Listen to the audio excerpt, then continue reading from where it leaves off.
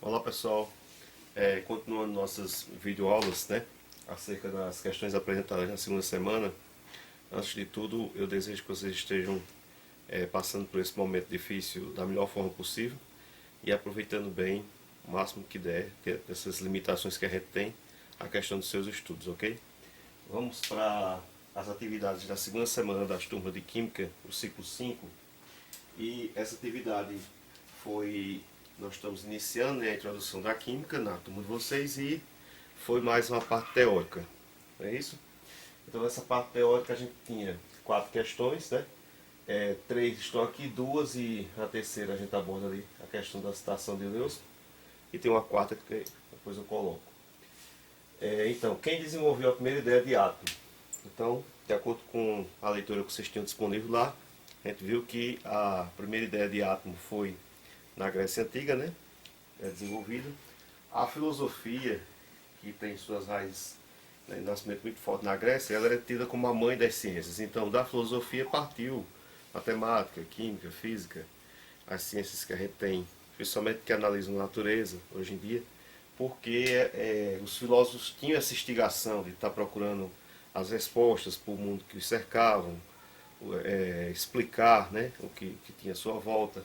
Então a Grécia Antiga foi muito berço disso. A gente sabe que um dos primeiros a trabalhar com essa parte da ciência química, da química em si ainda, quando não era nem tido como ciência, né, foi Demócrito. Demócrito era um aluno, né, um discípulo de Leucipo, e era muito comum essa relação na Grécia Antiga entre os discípulos e seus mestres, né? Realmente havia um mestre e poucos discípulos, e essa troca de ideias, né? A realização do mestre era sempre que o discípulo superasse. Então, essa palavra, já abordando aqui a segunda questão, né? O que é que significa a palavra? Os gregos acreditavam, né, tudo que tem esse prefixo a, como anormal, né, amoral, é uma negação. Então, tomos, que era da divisão, então os gregos acreditavam que o átomo era a parte indivisível da matéria. Então, toda a matéria era constituída por átomos e esse átomo seria a parte que não se poderia mais dividir. Durante muito tempo isso foi aceito, né, milênios.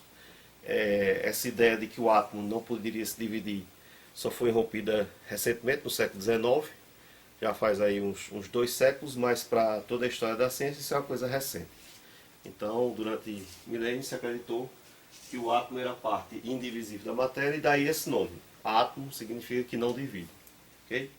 Aí tem essa questão da citação de Leucipo, que ele, junto com o seu discípulo, né, na praia, ele diz: olhe para esta areia, se você a observar de um lugar distante, você a verá como um imenso corpo contínuo. Mas se você olhar de perto, como agora, você verá que ela é composta por milhares de partículas.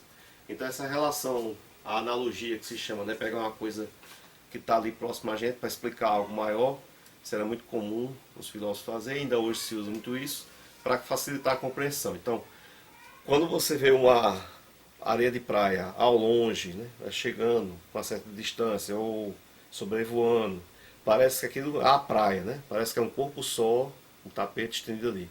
Mas à medida quanto mais você se aproxima, vai notando as pequenas partículas que formam aquele manto de areia, né? Então, é essa ideia que ele deu com a questão que tem a ver com o universo. Há corpos que você percebe como um corpo contínuo, e ele parece ser um corpo, né, contido nesse universo, mas na verdade ele tem milhares, milhões, bilhões de átomos que o constituem, né, que se unem para formar aquele corpo. Então foi essa relação que ele fez para facilitar, né? Qualquer corpo que você veja.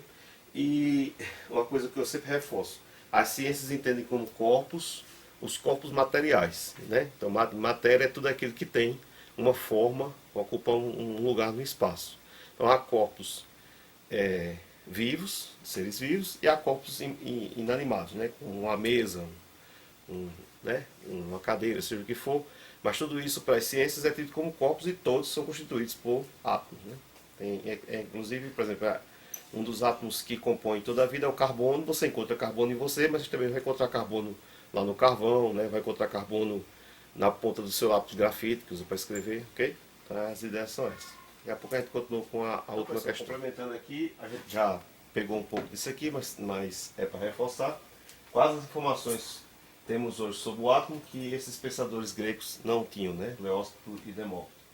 O que é que ocorre? Com o avanço justamente da ciência, ali a partir do século XVII, a química se estabeleceu realmente como uma ciência, aquela parte que eu já falei no primeiro vídeo com vocês, de aplicar aquele método científico, né, de haver a hipótese, haver o teste, haver a comprovação, haver as interpretações, né, dos resultados e tal. Mesmo no século XVII, quando começou isso, a ideia de que o átomo era a menor parte, a parte indivisível, ainda estava forte. Só no século XIX, com o avanço, né, da ciência, microscópio e outros instrumentos, percebeu-se que o átomo possuía partes, né? Então ele deixou de ser uma coisa que não podia dividir e passou a ser divisível, né? Essas partículas subatômicas são justamente o que se passou a entender: prótons, né, nêutrons e elétrons, certo? E como é a constituição do átomo? Um átomo ele possui um núcleo, ok? Nesse núcleo estão os prótons, que os prótons têm carga positiva, certo? E os nêutrons, que o nome já acha, neutro é uma coisa que está em neutralidade. Então o neutro é aquele que não é positivo nem negativo, certo? E ao redor do átomo circulam as cargas negativas, certo? Que são os elétrons. Você tem esses prótons e nêutrons no núcleo e ao redor circulando, né, na velocidade, vocês têm os elétrons, que são as partes. E mais recentemente também, seguindo a sequência, já se tem a questão da quântica, que são as partículas subatômicas, os quântons. Okay? Então as informações que hoje em dia, gastando um recurso científico avançado, a gente consegue ter que os gregos não tinham, era que é possível sim dividir o átomo. Ele permanece com esse nome, que na verdade a tradução seria aquilo que não se divide, por uma questão de convenção, mas na verdade ele possui partículas menores, que são essas prótons, nêutrons e elétrons. Ok? Pessoal, quem não está ainda conseguindo fazer as atividades, eu passei um vídeo para vocês mostrando como é que é a questão da plataforma. Infelizmente, essa interação da gente saber por que você não está conseguindo acessar é complicado, ou não está conseguindo baixar ou ver a atividade lá, mas sempre preste bem atenção. Há postagens com atividade e há postagens com material. Por exemplo, se você tiver um material que foi o texto e depois teve a atividade que eram essas perguntas aí sobre o texto. Então, às vezes, tem alunos que estão partindo direto para a atividade e não abrem o texto antes. Fica difícil você conseguir responder, a não ser que você consulte, né, pesquisa em outros locais sobre o assunto que está as perguntas e responda. Mas o objetivo é que você acesse o material da plataforma, que nesse material vai ter justamente o que precisa você utilizar para responder a atividade. E aí, continuem, persistam, não fiquem preocupados com prazos ou com porque passou o tempo e tal, que a gente está, essa é semana 2, mas está valendo. O importante é vocês manterem a força de vontade, nesse momento é difícil, e conseguir realizar o máximo de atividades possível, ok? Bons estudos aí, paz e bênçãos para todos.